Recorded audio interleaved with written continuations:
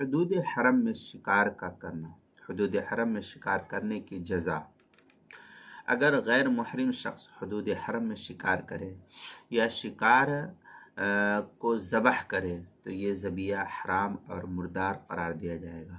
کسی کے لیے اس کا کھانا حلال نہیں ہوگا، اور ایسے شخص پر شکار کی قیمت کا صدقہ کرنا یہ واجب اور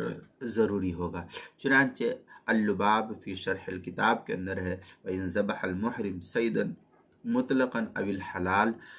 سید الحرم فذبیحته میتۃ لا یحل اکلها۔ اس طریقے کی عبارت اللباب فی شرح الکتاب جلد نمبر 1 صفحہ نمبر 189 190، غنیۃ الناسک صفحہ 291، اسی کے ہم مثل عبارت ہدایہ کی پہلی جلد